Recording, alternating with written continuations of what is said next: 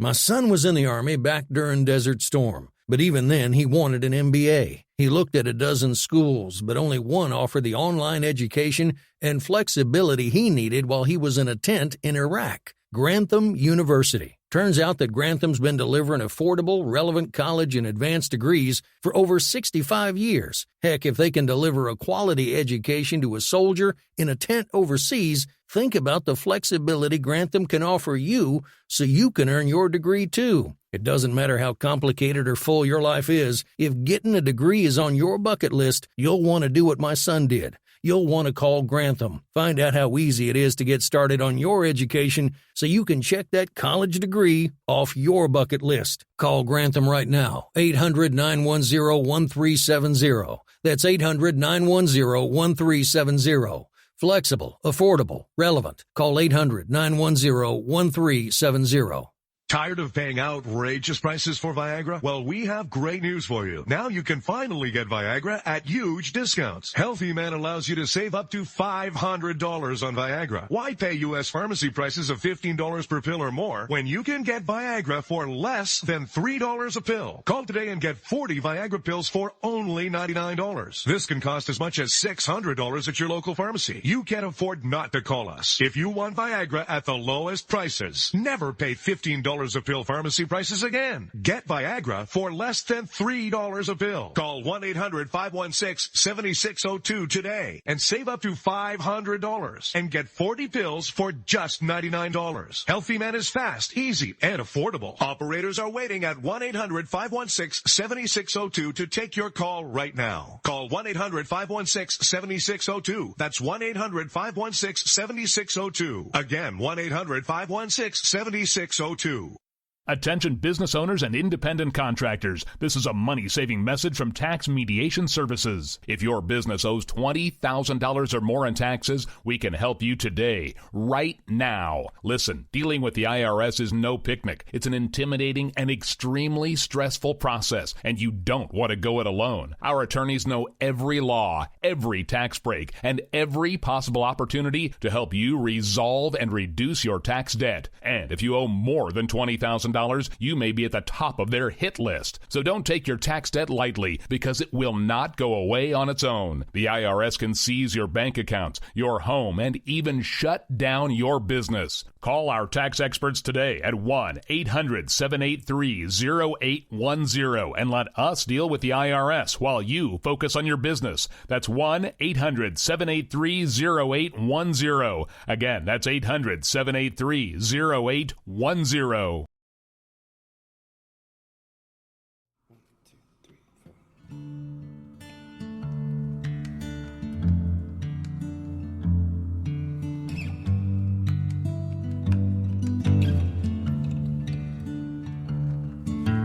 Pack your things,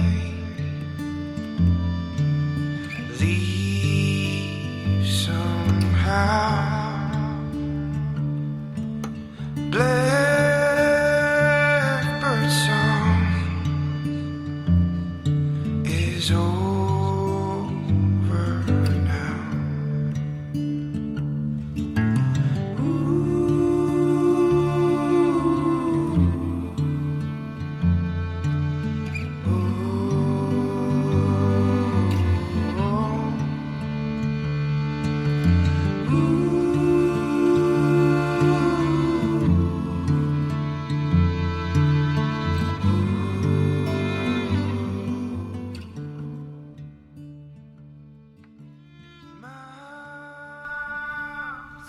What's up, people? If you weren't chill, you are now. Welcome to Cyber Chill. What's up, Orty?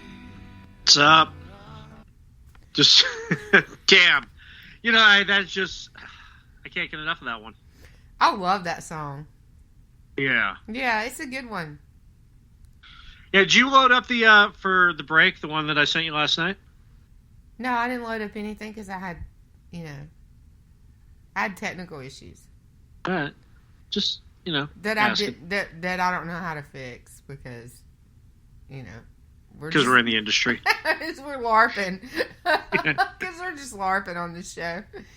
No, it took me a minute. I mean, I think we were like a minute late, a minute or two late for a FUBAR. And it was Yeah. my bad. Because I had to fix It was what? shit. It was my bad. I had to fix my shit. Did you patch your shit, though? It actually fixing my shit included patching my shit, yeah. Yeah. I'm thinking it was probably a Log4j thing, maybe. I don't know. Oof. That's everywhere, ain't it? Well, it was a pretty serious update that I usually don't get on that particular mixer. So, and it was more complicated. It was like a triple restart update. So that was part of it, but it was only part of it. But anyway, we have a guest that we need to introduce. Hey, Jeff, our regular everyone. guest. How are you? Long day, but it's gotten a lot better now that we started the show, and I'm here, and hopefully the caffeine will kick in soon. I'm glad we could improve your day. I don't have that effect on most people, so it's nice that I have it on you. Was your long day? Did that have anything to do with Log4j? No, I don't think so. I think it had to do with Coinbase and some hacks. Oh, right. Yeah, because we all have a little bit. And that's the thing about technology and IT and cybersecurity and all of it at this point. So niche, sometimes, depending on the industry or what you're doing exactly, right? So like, kind of what layer you're working in. Yeah, and you do a great show last night. You're happy. You're like, okay, I'm gonna go to bed. You wake up in the morning. You see all this crap happen. You go, yay, Monday. Right. Hooray, Monday. Because that's when all the shit hits the bank. Well, the whole internet was, and the whole internet was a bitch over the weekend. Like, starting on All Friday. last week. You know what? It started on Tuesday with that, when AWS took a shit. AWS East 1. Remember that when you guys were making fun of me because Alexa wasn't working anywhere? Yeah, that was that almost seemed like one of those rolling AWS things that goes from like region to region. Well, and then after that, we got hit with the Log4j. Uh-huh. And I mean, a lot of the stuff we're talking about tonight, because it was a busy week in cyber. Even if, you would really have to not be paying attention. I mean, the news won't ever report this stuff, and tech journalism basically fucks it up. But this is actually the one thing about we were talking about the thing about tech recently is that it has become water cooler conversation now, where it's like, when we used to talk about Seinfeld or show like that around the water cooler. Now it's like, I woke up this morning and my alarms didn't go off because Alexa was down because AWS East 1, wouldn't communicate with all of my smart home devices. Yeah. It's the thing. Go ahead, Jeff. I'm choking. The whole idea that this is everyday speech at times. I mean, granted, with your show, Culture Ship with Brad, the streaming aspect of it, I think more people are in tune just because of that than they were even necessarily, the emails and the websites. Right. And like we talk about on this show and you talk about on your show too, once Starlink gets up, people, it's right now the internet is just this magic box that works because they get this little box from their ISP or from their cable company and they plug it in and it works or it doesn't. When it doesn't work, you call people like me or you or Lou or and then we come and fix your shit for you.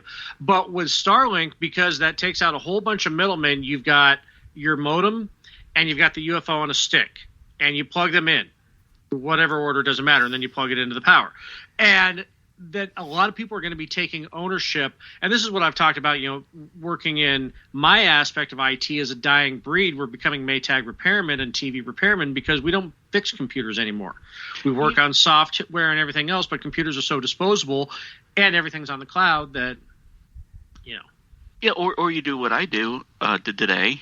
On top of this crappy morning, I drove 3 hours to unplug a router and plug it back in, and then drove 3 hours back home. That is still half my phone calls. Did you try and plug it back in? That's so much Oh, fun. you tried that. Okay. Right, yeah. The thing is like when 3 different people lie about it, we assure you we did that, and then you get there and they didn't. Oh, you mean that device? Yes. Oh, yes, the the white one router. in the cabinet, the only white one in the cabinet. Yes, I meant that one. The other router. So, but yeah, so it's going to be these topics. As more people get on Starlink and everything else, the vernacular that we use on the show and our listeners and the people in chat understand, because we're Kim Commando for people who already know how to plug in their printer.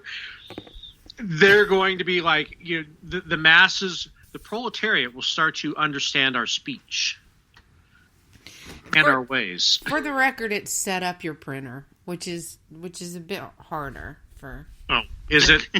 Yeah. Yeah. So I mean, I just want let me introduce you to where I work.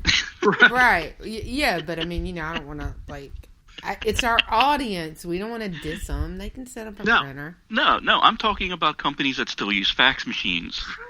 Yeah. Well, companies. I mean, it hasn't been that long ago that I was doing web design in a company where the marketing department was still doing marketing faxes. Yeah. Yeah. I mean, it was OSHA kind of industrial stuff, but still, it wasn't that long ago. It was the 21st century. Well, it's like over the weekend too. Paul Krugman was out being Paul Krugman, and I had to remind everybody that he said the internet was going to be a fad and have no more impact on business than the fax machine. So, yes, Nobel Prize winner in economics. Right. The most hilarious part of that is that he's an economist. Right. And the internet was already making money, not just for business, but for criminals at that point. Right? Mm-hmm. So you have the legitimate aspect of cash on the internet, and you have the illegitimate cash on the internet. But Krugman, the economist, still thinks it's a fad. Yeah. Sorry, Krugman. You, of all people, should know as much money that's moving through the internet. It's not a fad. Yeah, this was when he was still, and I believe this was when he was on the advisory council of Enron too. So yes, he really knows what he's talking about. Anyway, but yeah, we got to make that joke over the weekend of, I'm sorry, I can't be faxed where I'm at. I'm in the 21st century. Yeah, which is that's always a fun joke. Yeah. It is. I'll get there someday. Yeah, but I'm absolutely sure, because I see people say it on Twitter, that companies are still doing fax marketing. I think the last time I ever got a fax, it was a Bush and Dukakis joke. I know it was when faxes had thermal paper. So Bush and Dukakis, that was a long time ago. That was not the 21st century. That was not the 21st century. So no. So right. Tech fuckery. Yeah, there's a lot. We got a lot of it. Yeah. There's a lot. I mean, we can talk about Log4j and get that out of the way. I think we need to, because that's actually, like the Microsoft Exchange hack, excuse me, this is going to be one that is going to last with us for a very, very long time. Yeah, it's pervasive. They're already talking about worms in development and stuff like that. There's going to be a lot of stuff in the wild to go at it. I just don't know. It was just so interesting. Like, Kevin Beaumont was kind of tweeted out a timeline of how it occurred, and one of the most interesting things on that was it was a request that it was a feature and not a bug. First of all, and it was requested by a customer, and it's years old. Yeah, Ruby. Yeah, and the other thing, the interesting about that I sometimes forget, this is a project from 2013 that's been maintained by a couple of guys with no pay, and it's used in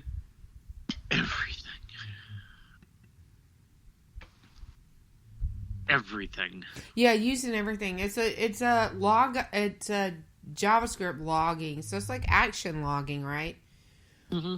So it like the Windows activity log logs actions using PowerShell. This is the script that logs JavaScript actions. Is my understanding of it. I don't know if Cranky's in the chat. He knows. But it's a great example of why even JavaScript developers hate JavaScript. Yeah. Yeah, I actually dropped that meme that I've been looking for a long time in the chat. The project some random person in Nebraska thanklessly maintaining, that's this. Okay. Yes, in a nutshell. I mean, if you look at the meme in chat right now, this is it. And so it's like open source code, and so I mean, people have coders are creative, and they they're also lazy, and this is the kind of thing that's just kind of like, oh, this works, drop it in. Right. Oh, this works, drop it in. Oh, it's open source, we don't have to pay, drop it in. And they do a lot of things. Yeah, exactly. It's open source. They do a lot of really interesting things with open source code, and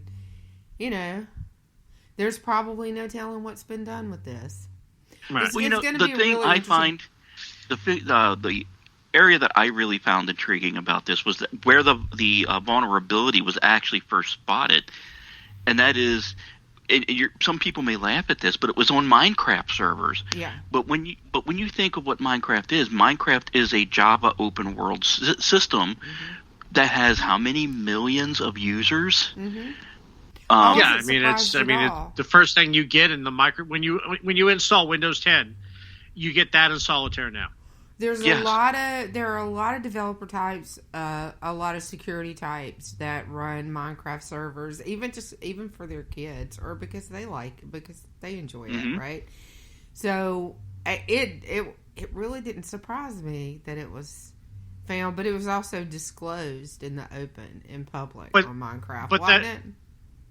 That's also the great sin of tech journos in reporting this, though. Yeah.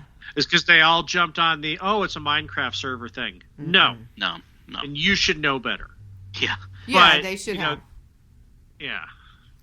Yeah, they probably downplayed it. The patch came out quick, right? But again, with it being open source and like the tracking and the implementation and the patching is not the same. It's also used a lot on Apache servers. Yes. So I wanted to hear if you knew anything more about that, Jeff. I haven't, unfortunately, researched that in conjunction with the Apache, but I've saw bits and nuggets of it that Apache, because it has to read Java. I wish I knew more to give you a better answer than that, but I can absolutely, just from the overview, I can see where that is an absolute issue. Mm-hmm. Yeah, I didn't get as deep as I wanted to into that when I saw it. But so there's going to be a lot to this, just like Orty said. Yeah, and this one is, a lot of the exploits, they're not going to be known for a very long time, but you're going to see this. This is going to be affecting everything from cryptocurrency mining to, it's going to be so many things use it. As an example of this, along with Log4j, there's also Log4 server. And this is actually researchers, while researching the Log4j exploit, found out that also with Log4 server, they were able to make iPhones and Tesla cars by putting in a very specific string in the device name, ping a remote server. So you can have your car have Tesla's servers ping a CNC server. Which is, like, not good. No, because that's when the ransom, that's when the hackers, that's when the, Yeah. It basically, you're saying, hi, here I am. Let's be friends. And I hate to be that guy, but electric cars, self-driving cars, it sends shivers down my spine just thinking about this as an exploit for the vehicles like that.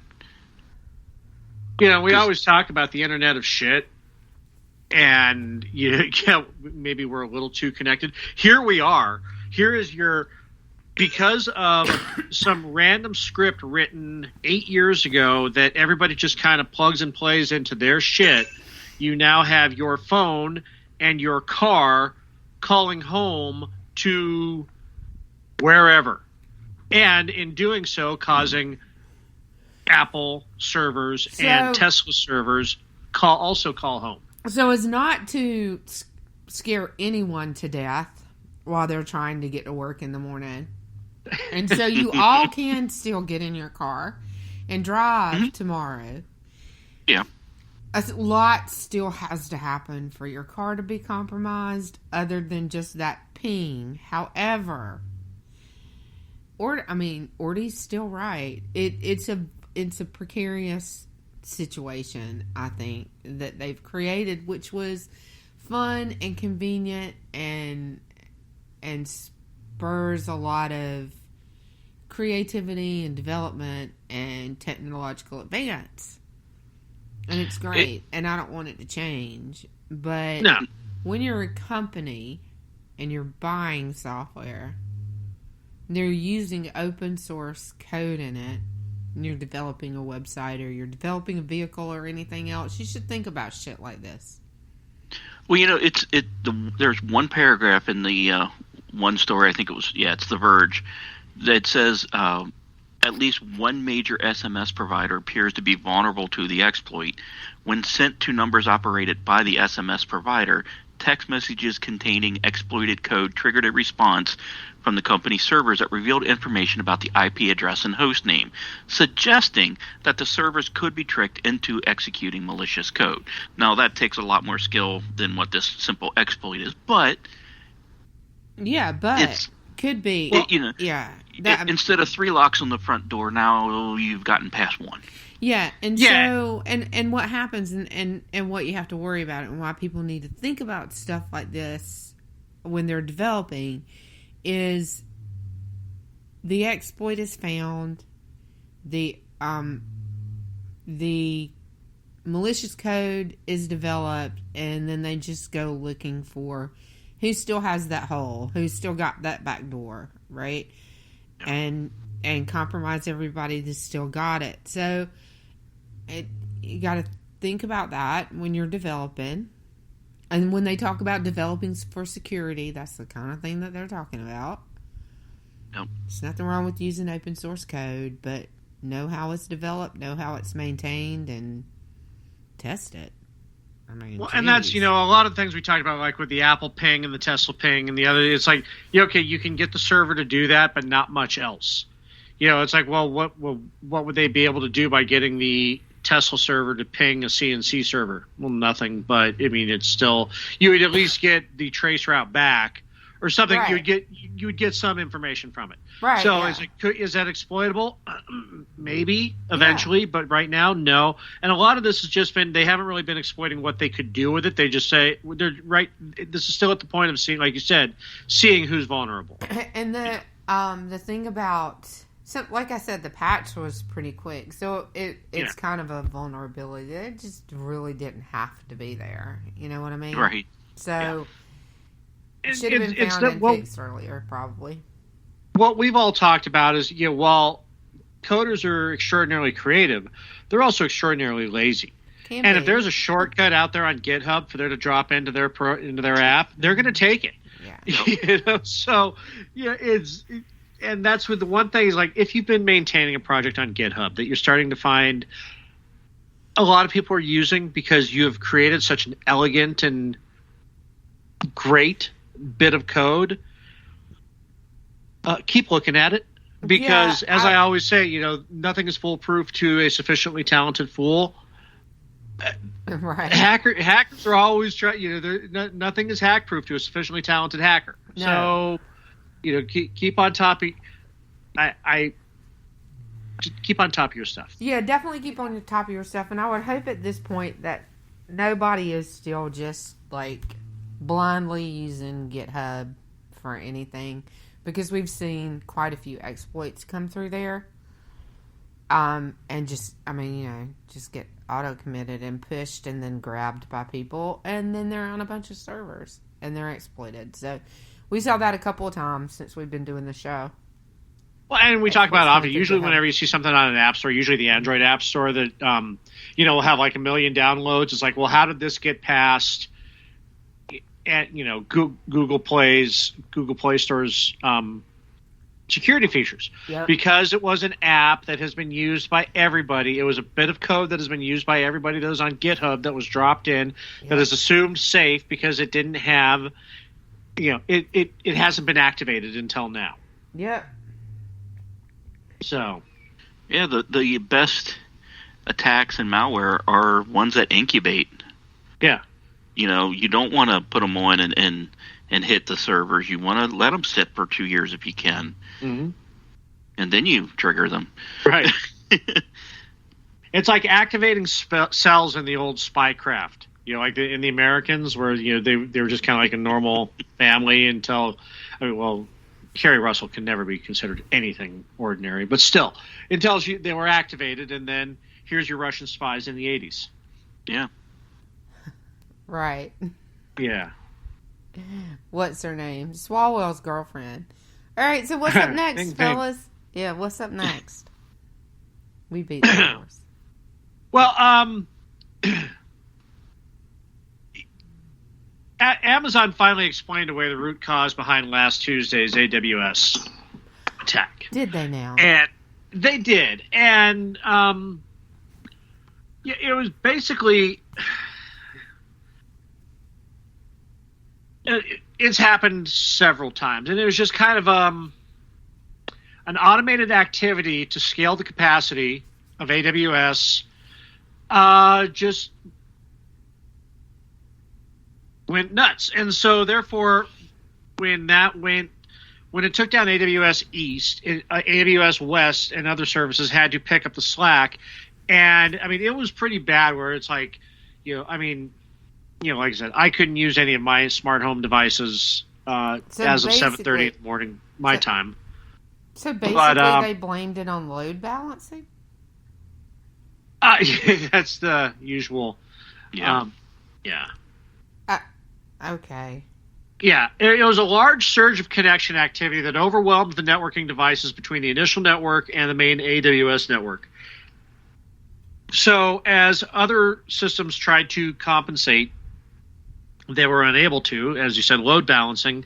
And so it was a cascade failure starting in the east and working west, affecting Amazon distribution, affecting and a lot of what it was how what AWS East does is they're the ones who connect the apps through Apple. So like if you've got a Fire Stick, that's how you get your Netflix and your Hulu, and they're going through there. And in my case, with my smart home, that's where, because I could get Alexa to do whatever I wanted Alexa to do, as long as it was just a, hey, Alexa, what's the weather outside?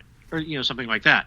But when it came to communicating with the company that all my smart devices were, like turning on my lights and things like that, could not communicate with outside apps. And then as that expanded, then a lot of other Amazon services started to, it became a cascade failure with Amazon services, to the point where like even internal apps like logistics and inventory and things So like. if you didn't get your Amazon package on Tuesday, you know why. Yeah. So yeah, it just and they had a lot of similar events like that since 2011, but it was noticeable. And the last time something like this happened, you'll remember this one, Lou, because I think we talked about it, was when Amazon's S3 outage took down millions of small and high-profile websites across the internet. Adobe apps, Dockers, MailChimp, things like that all went down. Yeah. Yep. Yeah. So that help me out here, because an extreme surge of activity that's wasn't able to be balanced sounds like an attack to me. Mm-hmm. Yeah, that's that sounds exactly like a DDoS attack, or some type of attack. It's definitely something like that, I would think. But they said I'll tell you, it wasn't Cyber Monday. So right? Wait, was it? No. No, it was the week after, so it wouldn't have been. It was a Tuesday. I was just trying to, because I know they got all, a lot of places had Cyber Week, Cyber Monday week, Cyber Week, but no, that had already passed. This was just a normal, random fuck Tuesday. Yeah, it wasn't. Allegedly. It certainly certainly wasn't a day that would have done that. I don't think, except for an attack. It certainly sounds like one to me. I don't know. They quote, said no. The quote that really triggered my server side was, "This resulted in a large surge of connection activity that overwhelmed the networking devices between the internal network and the main AWS network." That's a DDoS attack. Yes. Because that wasn't like an external attack, hitting, like a third party or, like Lumberyard or something like that. That was knowing Amazon internal IP and hitting that one. Mm-hmm. Mm-hmm. Yeah. So, yeah. I would agree, and Amazon says it's not an attack, and I would much rather a company. They always say that. I would much rather a company say, we experienced an extraordinary attack. We had some trouble with our servers, and we're fine now. Everything's fine now. How are you? So yeah, and really, they should. Again, we talk about that often, where it would be so much better for the company to just say we were been under attack, because people get that now. And here's the thing: it was less than 7 hours. That's an eternity when you use smart home, though. I know, but that's amazing from the server side to get all that fixed. Right. I mean, you had two engineering marvels happening simultaneously. One, the fact that, again, our infrastructure is so fragile that a DDoS attack like that can take out so much of our economy and so much of our of our logistics. Simultaneously, as you said, such an attack that was able to do that, to recover from it in 7 hours, is amazing. Especially with the scale and the size.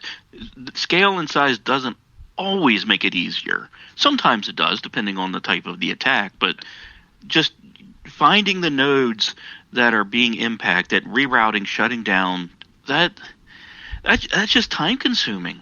Mm-hmm. Yeah, and it's not like the general public's not going to appreciate that, right? I don't think companies do. I think the companies don't communicate it that way, right? So, man, this happened. It was crazy. This is, we're great for being able to stop it and get back online in 7 hours. That's really hard to do to the general public and them appreciate that you've done them a favor.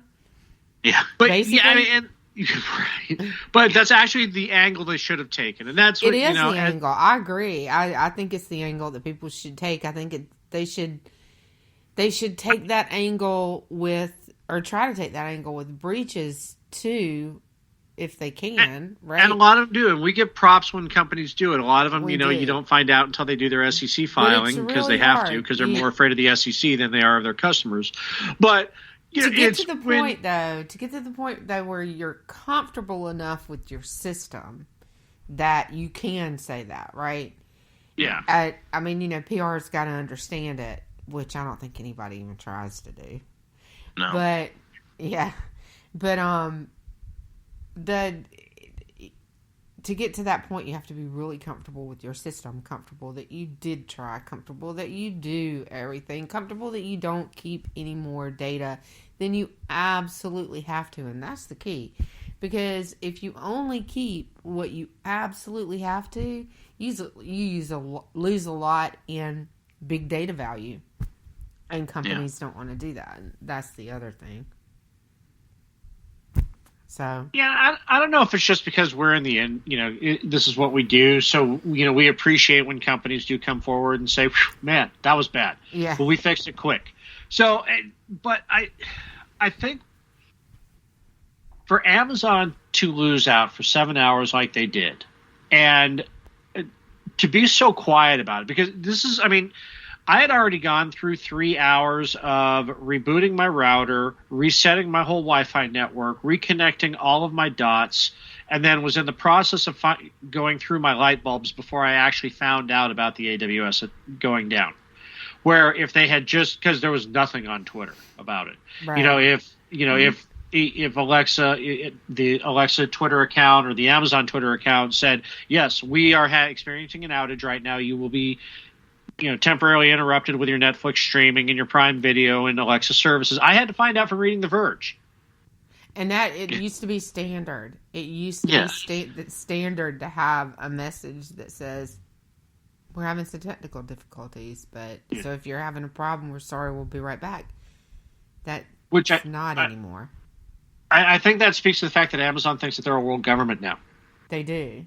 I think there are a lot of people like that. I think part of it is just the problem, like with e-commerce in general, all of those things that you said. Yeah. Because if there's a problem with the website, that's like all of your brick and mortar going down at once. So it involves the stock price and so many other things, and it's just like, let's hide it. Well, and I think I'm going to divert a little here. I think it's something that, like you saw in the Rittenhouse trial. I know it's weird connection, but trust me on this one. Where if you watched Rekieta and all his lawyers, one thing they always harped on was how uninformed the lawyers and the judges in that case were on technology. I think the same applies to a lot of larger companies in the PR, HR, and where you have lawyers involved, where they don't have a clue. So they overcompensate to say nothing. Yeah, and that's a fair cop. And we've only been doing this for 40 years, guys. Yeah.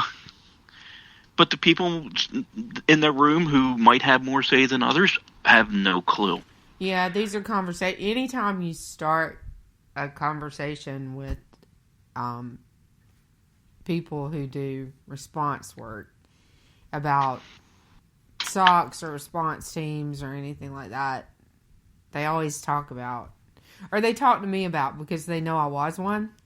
So they talk to me about, not having PR there, or having PR there, or having a communicator there, and nobody understanding and not being able to communicate it. And, what I hear is that it's a problem because there's, I don't know, not enough that understand it, or just not enough people who can communicate the issues around and the aspects around how things happened and what happened and what the impact is going to be, just in general. So I think it's really interesting.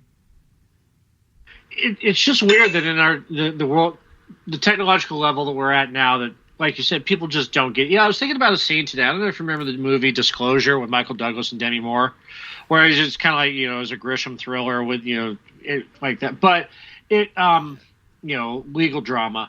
Yeah. But there was a scene in it where, Demi Moore was trying to set Michael Douglas's character up and said, just tell the board that it doesn't matter because the CD-ROM will be obsolete in 18 months. And it was like when CD-ROMs were really a big thing.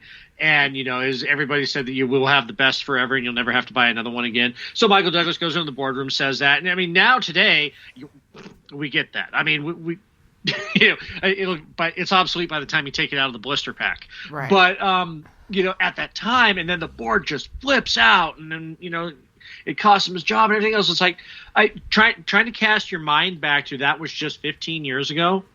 It's a little weird, but then, it's the fact that mentality still is in the boardroom when it comes to tech. Yeah. I see it every day. Yeah, you more than anybody. It's like I said, when you are working for a company that still uses fax machines, and some of the decisions that are made, you just sit there and go, oh my God, who was the one in the room that vetoed upgrading? We talk about it all the time. CISO isn't sexy. Yeah. We should take a break, though. Let's do that. Yeah. All right, we're going to take All a break. We're going to take a break. You had your chance to talk, Orty. We're going to take a break. We'll be right back. You know, listen to things about people in tents in Iraq. And Something's in the army.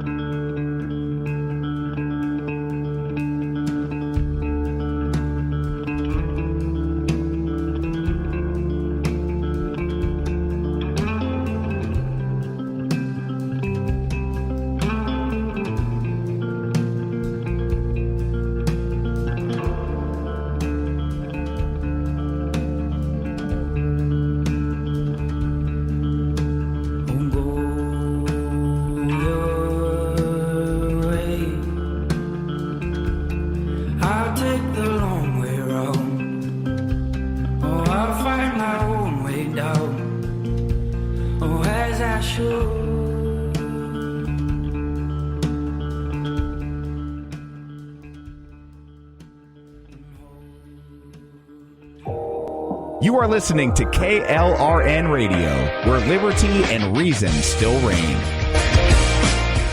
Hi, I'm Jay Farner, CEO of Quicken Loans, America's largest mortgage lender. Spring will be here soon, so if buying a new home is on your to-do list, right now is the time to call Quicken Loans. Learn about which mortgage options make sense for you and get a jump on your competition. With our exclusive Rate Shield approval, the low rate you lock today is protected for up to 90 days while you shop for your new home. With a Rate Shield approval, if rates go up, your low rate stays locked. But if rates go down, you get that new, even lower rate. Either way, you win. Talk to us today at 800-QUICKEN or go to rocketmortgage.com to take advantage. Here's another great reason to work with us. For a record 9 years in a row, J.D. Power has ranked Quicken Loans highest in the nation in customer satisfaction for primary mortgage origination. Again, to lock in today's low mortgage interest rate and get the security of our exclusive Rate Shield approval, call us today at 800-QUICKEN or go to rocketmortgage.com. For J.D. Power award information, visit jdpower.com. Rate Shield approval only valid on certain 30-year fixed-rate loans. Call for cost information and conditions. Equal housing lender. License in all 50 states. NMLS number 3030.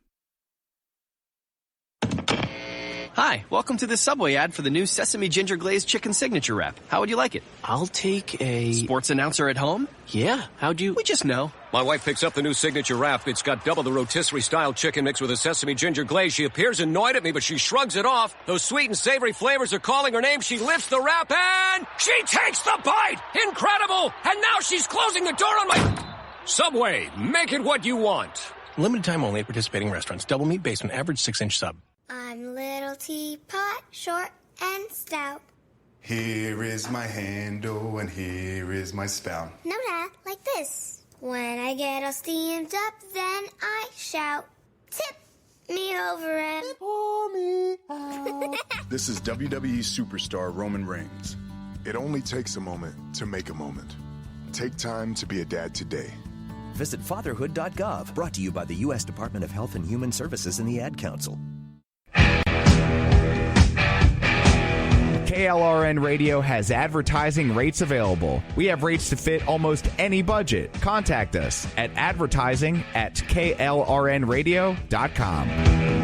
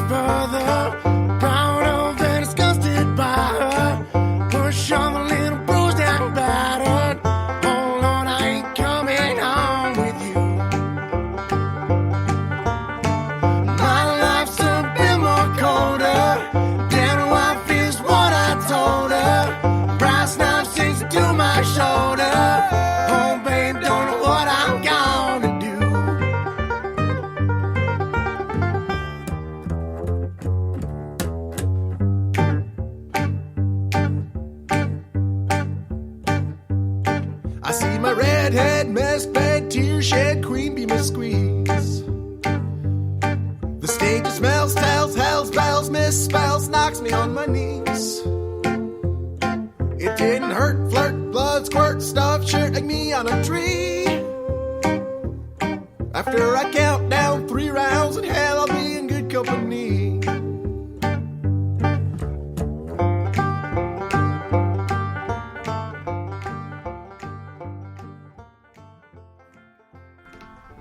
Alright, we back.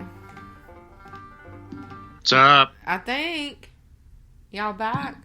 I'm back. Okay. I think I'm back. Alright. I can hear you. Does that mean anything? Yeah, I got to say, Lou, during the first half of the show, Ruby's snoring was really relaxing. I know. Well, we don't call it chill for nothing. Nah, we got Chill Dog just bringing everybody into the music. Everybody's just getting into a mindset. Snoring dog, a crackling fire. All you need. Yeah. Yeah. Modern folk. Is that what that was? Yeah, well, that one's actually bluegrass parody, but when you came in with Blackbird, that's modern folk rock. Oh, well, that's good to know. There we go. That's quite good to know. There we go. And knowing is half the battle. G.I. You guys want to buy any chiclets? Righty, we just went into dude land. So, yeah, Jeff, you dropped the story in Discord about the Virginia state legislature getting hit with ransomware. Yeah, if you want to talk for a little bit, my laptop's still trying to load that story. Okay, sure. Yeah, no, okay. So, you dropped the story. The Virginia Legislative Branch Agency is saying that it's been hit with a ransomware attack. It's called the Division of Legislative Automated Systems, and it's the IT desk of the Virginia State Legislature. I have problems with it because they're saying that the ransom note that has been left does not state a time or amount for the ransom, which is kind of vital information. Yeah, that's kind of, if you don't know when to pay by and how much to pay, you kind of, I'm sorry, this is Northam's outgoing administration, and granted the state legislature doesn't have anything to do with that, but still, this is bullshit. This is I'm not buying this story one bit. So pay attention to the time of year. I haven't really. It's budget season. Well, right, yeah. Pay attention to the time of year that these kind of things happen. That we go, nah, this one's bullshit. Yeah, okay. The other thing is the FBI spokesperson declined comment. The FBI loves to comment on ransomware. Mm-hmm. They cannot comment enough. They will comment even when there is no comment to be had. Prior to this, I thought they could not comment, especially for Virginia. Yeah. Good God, you don't think they're going to talk about Virginia? Well, right, because they would have gotten a letter from someone to the Justice Department, right, telling them to comment. To which they'd comment because they got a letter from Virginia. Right. And that's why so much of this just is bullshit to me. And for them to say, well, I'm surprised this hasn't happened before. Fuck off. Okay. Okay, so, yeah, well, anytime you see the picture that they're using on this story, anytime you see that picture, it's like, this is a bullshit Hacker Man? story. Yeah, the Hacker Man picture. I have that hoodie, but it's got kind of like a digital print on it. And you mean the CanStock photo cyber hacker number 01.A? Yes, that one. Pretty much, but this is like Wookiee Hacker Man, right? Because look at it. I'm going to post it in chat. He's a Wookiee in a hacker hoodie or something. This guy. Yeah, this picture right here is it's code for bullshit story. It's scary though. It's kind of like Black Guns, and it's you don't know. It's scary, and he's got the the scarf wrapped around too, so he kind of looks a little terroristy because we're racist and. This is the content that makes us a parody of a cyber show. Yes. So, anywho, yeah, I don't buy this story. I think, somebody convinced their kid to do it, or somebody. It just didn't happen. We're gonna be doing this story. We're gonna be doing this follow-up story in February or March, where they caught, the low-level IT intern doing this because he wanted a permanent job and he needed to increase the budget or something like that. It's like that story we did recently with the inside job where he hacked the accounts and then he kind of whistled. Then he was on the investigation team for the hack, but he also whistle blew the company hiding up the hack. And was it? He was playing all. You remember that one? We talked about that it Florida? last week, the week before. Wasn't that? Yeah. Isn't that a Florida COVID story? No, that's a Florida election story. Yeah, something like that. Yeah. So this is. Yes. That's a Florida election story, and yes, I do remember it because we cover that every time it hits the news. I actually think that this is a misdirection. Mm-hmm. This is, Yeah. This is hey, we got hacked because we fucked up something else. Yeah, I think. Remember when the Georgia election, whatever, got hacked? Yes. Or somebody tried to hack it. They didn't actually hack it, and Brian Kent went ballistic because they got a DHS IP off of it. Mm-hmm. Yeah, it's going to be one of those stories in a few weeks, something like that. The line that makes me completely agree already with you is the very last sentence in the story. Well, they are smart enough to do that. Right. Yeah, we're just some bumfuck hicks in Virginia running an IT department on some Windows 3.1 stuff and some Android phones we put together. We don't know. No, you know what? You are in the state that all of the spooks are in. Right. And by the way, that is where Amazon East is. Right. Is Reston, Virginia. Yes, that's also where Quantico, Langley, Fort Hood. I mean, just... Right. FBI Cyber. Yeah. Yeah. Absolutely. I mean, the seat of our federal government. Yeah, no, you're not going to be able to pull the bumfuck hick thing. Due to precautions, the sites don't remind me. Due to precautions, I used to live around that area. Right. Right. Yeah. There's plenty of IT in Virginia. Yeah, I mean, for on the West Coast, like somebody reading this story in San Francisco, San Jose, whatever, they're going to hear those fucking hicks, right? Because they're not going to mentally process that is where every alphabet soup agency is based out of, and that every cyber command and they're all there. So no, sorry, Virginia, we ain't buying it. Yeah, well, and it's not just law enforcement that's right. The heavy cyber hitters in Virginia. Yeah, Cisco, Amazon. I mean, you name it. IBM. Give me a break. Give me a break. Yeah, because that's where all the lobby firms are too. I mean, your smug little San Jose fucking latte ass. The reason why you have a job is because somebody from your company is at Virginia lobbying the government. So they have two jobs in Washington: get money and keep 230. That's it. Yeah, that's their two jobs. Yeah. So and maybe find some Chinese whores and spies. Yeah, well, they bring those with them. Actually, I think that's the perks of the job, right?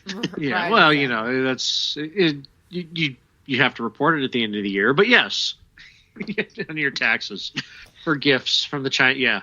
So we all agree this story is absolute total bullshit. It is deflection, and we will find out the real story around March. When does the new governor take office? I believe middle of January. Okay, so beginning of March is when we'll find out. Yeah, the legislative session starts before, but I think the handover of governorship is. I'm sure that somebody in Virginia will correct me, but I think middle of January. Yeah, there'll probably be another one between. They already put your picture in. Yeah, Hacker I think Man. it'll be. I'm with Jeff. I think it'll be March, Yeah. and end of February, 1st of March, and I think we'll have it. We'll see another one of these before mid-January. Sure. Yeah, at least one bigger than that. So, one last thing I'd like to say about that last line, that it reminded me very much of, due to precautions, the sites cannot be hacked. Right. It reminded me of that, which was our Turkish cleric friend. God, that was my... You gotta love the Turks, you know? Yeah, so... yeah, and we were talking about earlier, there's things companies should do, and then there's things that companies and governments shouldn't do. These are examples of the not. Yeah, this is like paragraph 2 of the opening book. Right, paragraph 1. Patch your shit. Paragraph 2, don't do this. So, yeah, and again, it's amazing to me in current year that so many people are so bad at relaying tech information. Yeah, it's like you, me, Jeff, all of us will get approached from our friends on social media and everything else, and they'll come to us with legitimate questions. We try to give the layman's answer to it, but even then, I mean, I don't know about you, but I still go into complete tech over, bleh, and they still understand me though. So it's people try to overcomplicate it. I have been saying this for, I swear, 20 years now. People overcomplicate in their mind whatever explanation you're giving them, no matter how much you dumb it down. A friend of ours, we all love her, asked me about the Log4j because, everybody on Twitter was making it a catastrophe. It's bad. I'm not saying it's not. So she asked me about, why is it so bad? What's the catastrophe? What's going on? What do I need to do? Right? That's what they want to know. What do I need to do? I'm like, there's nothing you can do. The people that own websites and run services and apps and things like that have to do it. And I came up with some analogy that, typically somebody would totally get, to put that in context, right? So somebody makes a product, there's a part in it you can't get to, but it goes bad, it has to be fixed, but you can't fix it, kind of analogy. But she didn't get it, but the only reason she didn't get it is she was trying to figure out the technology behind that, right? And how those two things related, but that wasn't what I was, didn't have anything to do with what I was saying. The only reason she didn't get the analogy was because she overcomplicated it in her mind. You see what I mean? Yeah. She thought those technologies were related, but I wasn't talking about technology. Yeah. She's more than smart enough to get it. 10,000 times more than smart enough to get it. But she was trying to relate it to something that she didn't know. For all intents and purposes, for a lot of people, and even in my circle of friends, I'm a magician. I'm a wizard. Yeah, I call it magic all the time just because I think it makes me look good. How does it's just magic? Yeah, it's internet magic. Please don't burn me at the stake. I am here for good, not for bad. Yes. If it could be explained, you can understand it. It's not that you can't understand it. If it could be explained, you could, but it's magic. So I joke about being from Alpha Centauri a lot. And yes, I joke, maybe. But one of the reasons I've always joked about it is because when other people were calling me magicians, this one great couple always called me an alien because she's, you come from a planet far advanced. There's no way you should know this. Right. Yeah. You don't really know how that works. You made that up. Because it doesn't. It's just magic. Yeah. Exactly. I had a friend that would... It's super smart, but every time I asked him, I would say, okay, where is this table? Which database is this table located in? And he would start at ones and zeros, explaining it. He would pull out a piece of paper and start writing down ones and zeros just because he knew it would make me scream. He was Do a you lot speak like y'all. English? Yeah. I do not speak your binary language. I will need to go get C-3PO, you moisture evaporator, Yeah, you. it was just Zoom. Damn it, you took my line. Yeah, it was just Zoom and another time and place, to be honest. Yeah. Well, it's like, when somebody asks, how come this doesn't work, is how much time you got? Well, that's true. Yeah. Because their fairy godmother abandoned them. Well, you see, it all started in Windows 3.1. Yeah, see, that was the whole binary thing. See, you get the joke. You get the joke. Okay, so Kronos. I got to talk about this before I'm getting excited. I got to talk about this before we go too much further because, and I only dropped one of the stories, but my God, so many people got busted in Eastern Europe. I don't even know what to think about. Oh, the Romanian? The Ukrainians, Romanians, the Pole. I don't know if the Poles got all of them. That they got some of them. Mostly ransomware guys. Yeah, and this is the. I'm liking the new phrase. I'm glad I just clicked randomly on the page and then hit a link that brought up a PDF in French. Thank you, Internet. Because this is, I clicked, if you want to know, we're all looking at the story, I clicked on the Europool statement.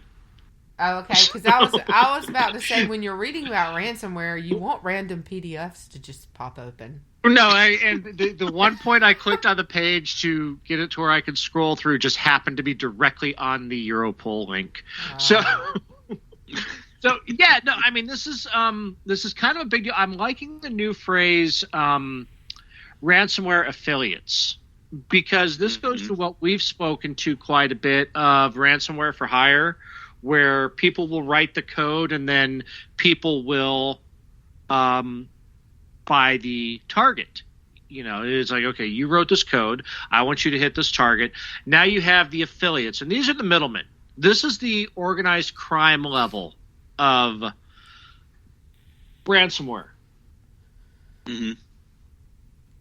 Not the developer level. Right. Yeah. Because these are the ones who, they'll buy the toolkit from the developer. Then they'll either, sell their server space, the access, whatever, to the one who wants to run the op, and they're the middleman collecting all the money. A little bit goes to the developer, a little bit goes to the target, to the one who called for the target, and then they're keeping the lion's share themselves.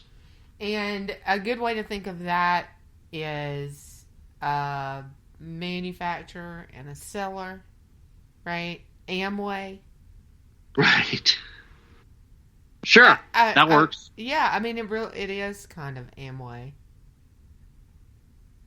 They probably have a pyramid scheme. Someone. Yeah, actually, that's. Sorry, I was working through that process, and I think you're right, Lou. Amway is a perfect way to describe this.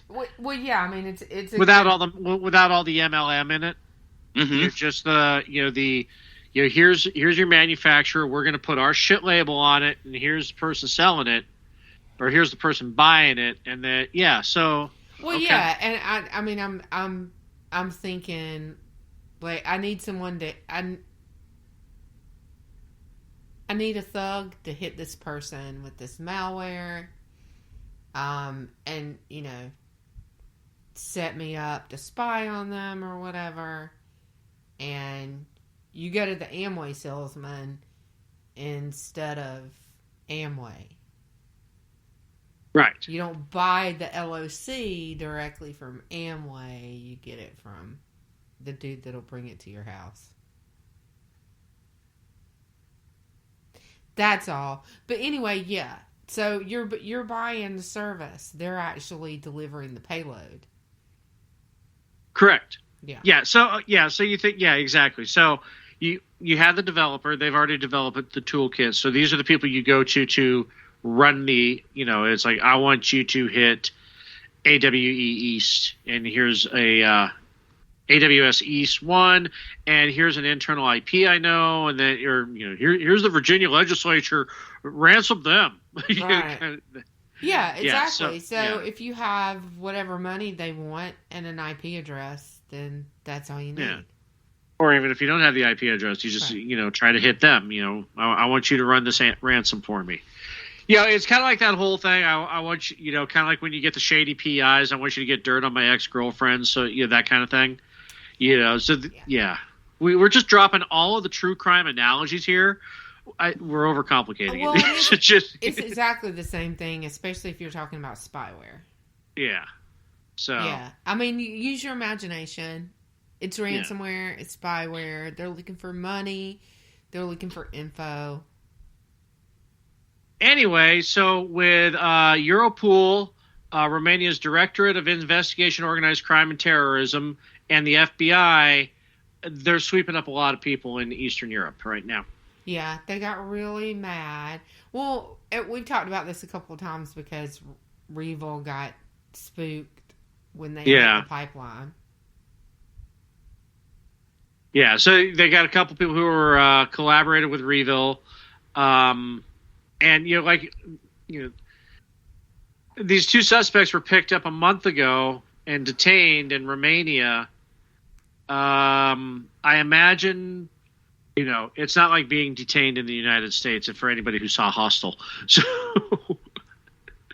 yeah. I imagine many more names are coming out of the interrogations. Yeah, I imagine that it wasn't the last set of arrests, but there have been quite a few in the past week. So, I don't know if we might have... I think we lost Jeff for a second. Yeah, you did. All right. Well, he's back now. I was wondering why you weren't weighing in on that, so... give you a chance. Yeah, I literally, my laptop dropped the Wi-Fi, I switched over to my other router, and it just took forever to get back in. So did you see how many arrests there were? There were like 5, maybe? 4? There were a few. Yeah, I would say you're right with 5. Yeah. What do you think about that, Jeff? 5? Well, no, I mean just the ransomware arrest in general. What did you think about it kind of, I'm glad to see them arrested, but it kind of just reminds me of middlemen drug pushers, drug sellers. You borrow a phrase from Morty, Hail Hydra, you chop off 2 heads, 4 more will replace it. Right. Yeah. I'd rather see the higher parts of the ransomware guys get hit. The head of the snake. Yes. Yeah, that's when you want the head of the Gambino crime family to get swept up, and you want them, because these middlemen, all you're doing is just, creating a feeding frenzy at the mid-level. Yeah, and God, I'm sounding like I'm getting soft. But how many of these people in these ransomware affiliates are just people that need the money, that for whatever reason can't get hired elsewhere? I'm not saying what they're doing is right, but I'd rather see the guys funding everything, making the software, get hacked and whacked and dragged through the streets. I agree. Yeah. And we talk about that on the other end too. As long as companies continue to pay ransomware will still be a thing. Yeah. Yeah, we have talked about that. But I think that's that is one thing that I've noticed about the second half of this year, though, because remember when we were talking about it earlier in the year, it was just the default station to just pay the ransom and get it over with. But you don't hear the ransom payments anymore. I mean, whether they're still occurring, probably. The government, but I think but the it's government not got busy kind of coordinating keys and key delivery and making sure that that there is a place that people could report it to and get some help with it. I think there was some movement in that area. It certainly, there was a task force put together, like kind of like a SWAT team sort of thing for ransomware. So I know they did some things. I don't know how much impact that had on it. Some maybe. Yeah. I mean, God, do I even say this? Say it. Maybe even some of what Biden said with Putin, maybe that is actually helping a little. I can't believe I'm uttering those words. I really don't. I don't. Sometimes to make your friends look better, you kind of crack down on the people doing bad things for a little bit. You say, hey, instead of going here, target these guys over in India or Pakistan or I don't know. He could have, because Biden's giving him way too much leeway on Ukraine. Mm-hmm. And I don't think that's like, I wouldn't agree with that, like, at all. I don't think that's the way to handle it either. I think that's worse than paying a ransom. But but it could be. You absolutely could be right about it, though. And even just a 5%, 10% tick down of not doing it to, say, American companies would be enough to be noticeable. Well, how much it had picked up was noticeable. So any... Mm-hmm. And I can't believe I uttered those words, but... Yeah, well, even I can feel the pain in your voice. Right. Even leveling off would have been an improvement, so, Yeah. You guys have anything else before we get out of here? Yeah, we got to talk about Kronos, because this is kind of important with because this is going to be affecting a lot of people. Okay, let's do it. Crap, I got to find that one. Okay, so it's one of the last ones I dropped. Okay, thank you. Kronos software, it's a timekeeping, it's kind of like an HR software that's used by a lot of companies, a lot of big companies too. And it manages timekeeping, payroll, employee benefits, analytics, stuff like that.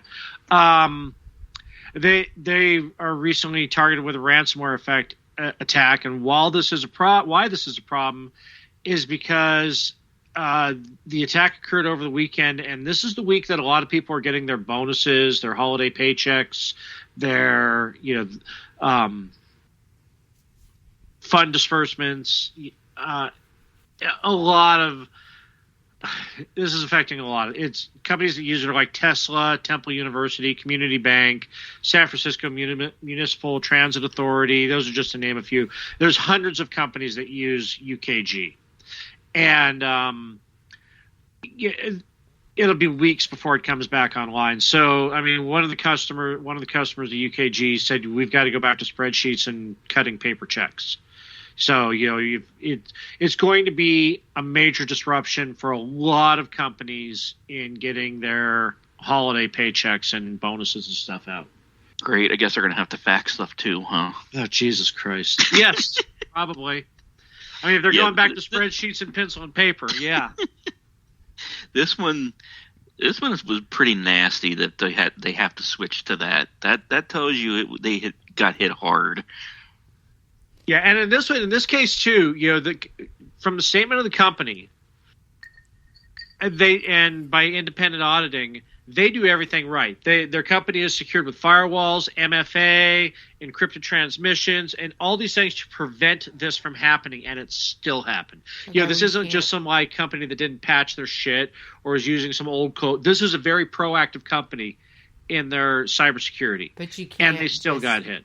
You can't just prepare to prevent. Right. You have to prepare to recover. Yes. And you have to do it with that is more important. If you have hundreds of payroll customers, you don't take weeks to come back.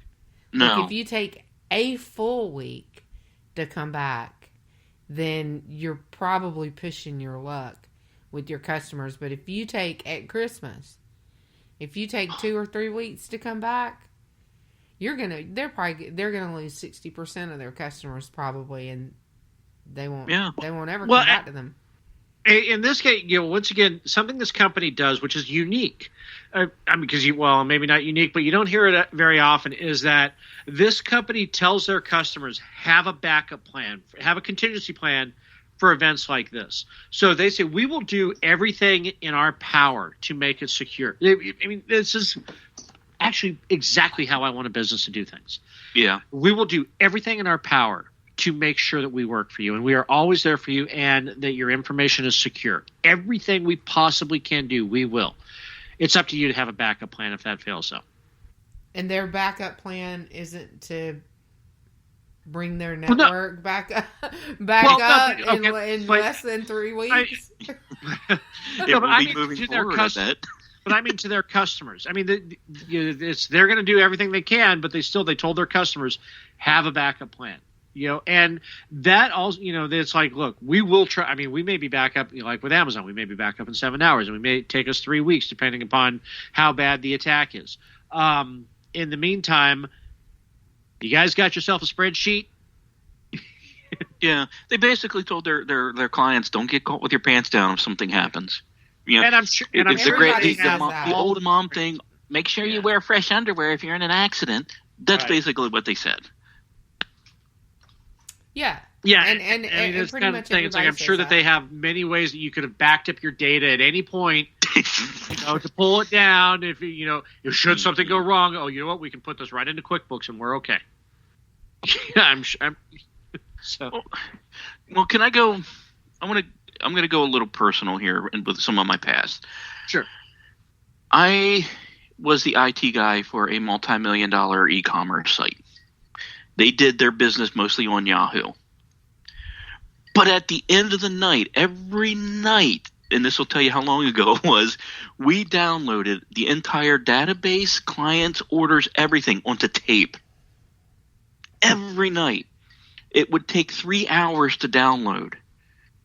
But I made sure when I got there that we implemented this, because if Yahoo goes down and we can't access our side when a client or customer would call in, we could go pull off the computer that had the tape backup.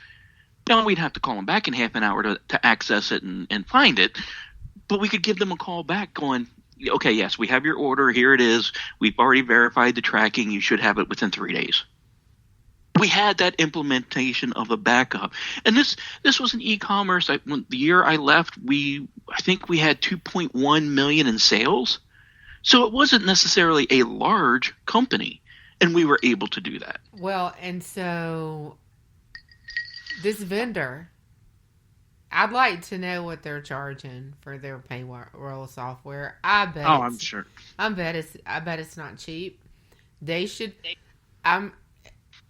Nothing's unhackable and nobody's perfect, but we'll see how long it takes them to get back up and running. It should be less than a week. Well, it's also more of it. What it is than anything else is the private cloud storage, right? And the apps that run on it. And when you look at the names of their apps, Workforce Central, Workforce Telestaff, Teletime IP, Enterprise Archive, extensions for healthcare, and FMSI environment, then you kind of know that these are like, Muni. This is what municipalities use. Uh-huh. So those, yeah. So without going through, I went to the website just to see who else was using this. Lots of universities, and I immediately thought of Al. And I didn't see his where he works listed, but so it's kind of like. Yeah, I saw some people on Twitter talking about it was affecting them. Yeah. So it's going to affect a lot of people. Yeah. And like I said, they could be back up tomorrow. And another thing I like when a company does is they give their worst case scenario, so that way you can be pleasantly surprised. Yeah, it's kind of like that old Star Trek thing, that one episode when they pulled Scotty out of a transport buffer, and he's, well, how long did you tell him it would take you? And he's 12 hours. How long will it really take you? 12 hours. You never actually tell them that. You tell them it's going to take you double the time, and then you look like a miracle worker. Yep. So, yeah. Again, witchcraft.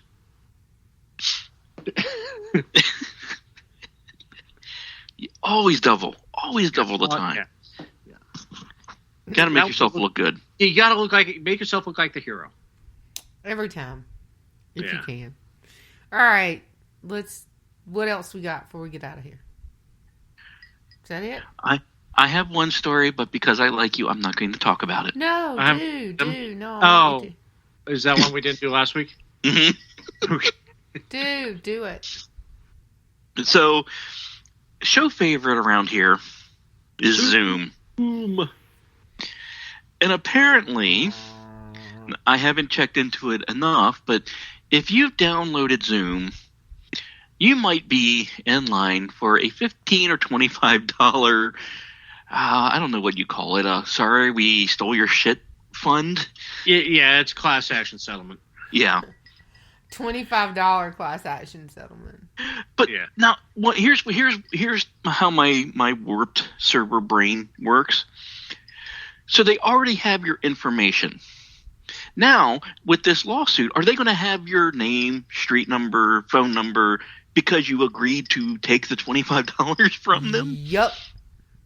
They're gonna have whatever you have to verify that $25, whatever you PayPal. So I'm like, whatever. They not only bit you over, they're making you pay. Yes. Yeah, we're sorry. We're sorry your data got breached. So if you could give us the rest of your personal information that we didn't request last time, we'll make sure to get you that $15 check because we're totally good at this shit now. I told y'all not to use that shit.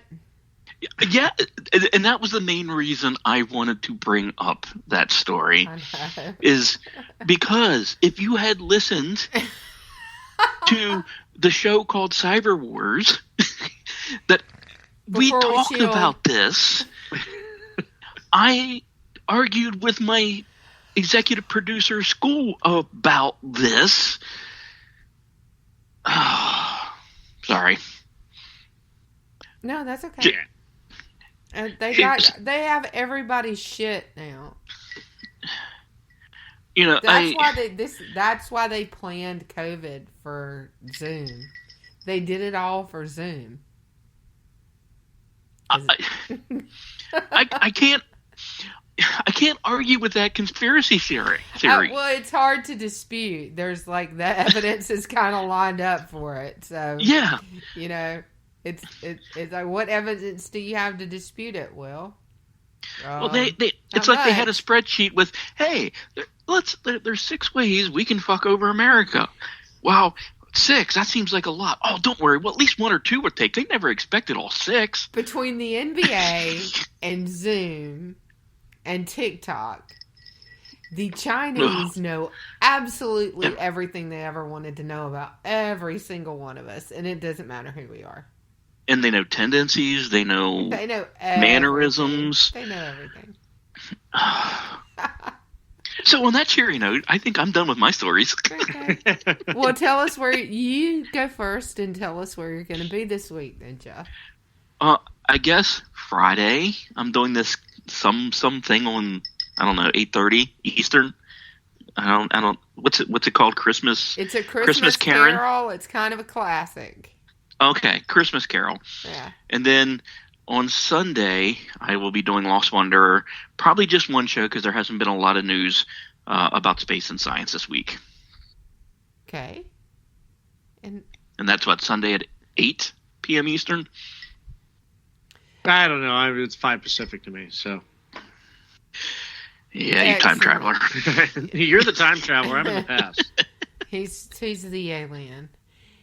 Gordy, where are you going to be? Present. Where are you going to be this week?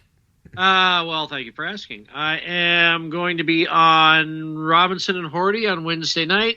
I will be on the Culture Shift Thursday with Brad, and you can find me on Twitter as that Amish one, on Minds and MeWe as Orty Packard. I know I keep saying I'm going to start using those accounts. I really do intend on it, because coming into the new year, people have already been talking about they're starting to see, when you start to see bots getting purged, it's not long after that your friends and family start getting purged too. So going to fire up those machines just to be ready in case, because whenever I seem to hit 8,000 followers, I also seem to lose my account. Anyway, how about you? Interesting. Where people can find you, Lou? You can find me on Twitter at CyberWonton and also on Cloud Hub, CyberWonton. And I'll be producing Aggie and Brad tomorrow at 8:30. It's a great show. You should tune in. Back here with you on Monday. But I'm also going to be on The Classic, A Christmas Carol, Friday at 8:30 with you two. Yeah, I wasn't invited to be on that. No, you're just the main star on this one. This one is, I mean, Lou, when we did Lore of the Worlds, your monologue, I was looking, I did a word count. Did you? I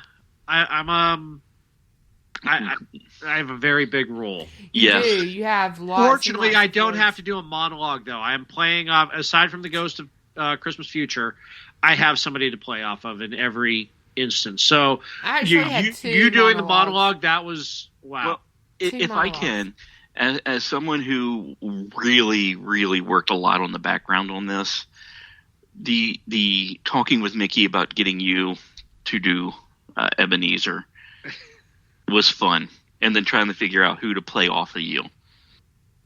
Yeah, and when we got Sam on board, yeah, I was so happy because Sam gets to mess with you, and then I get to mess with you.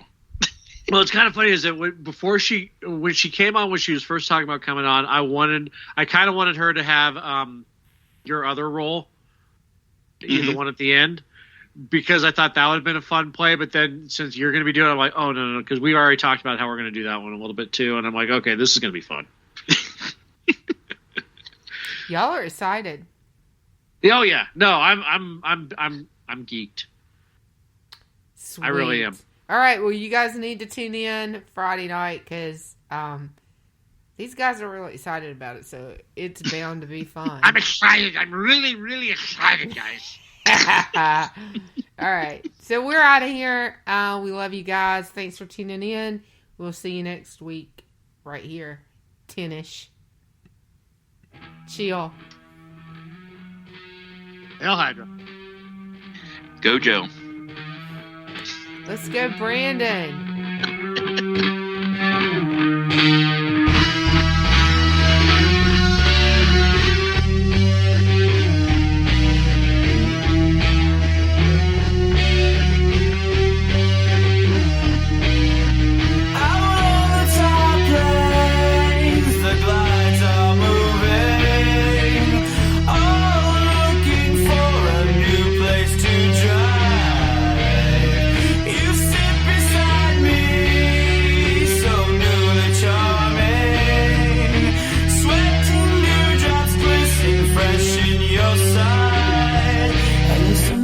Down, but it never behind the front of your dress, all shadowy line, and the droning engine throbs in time.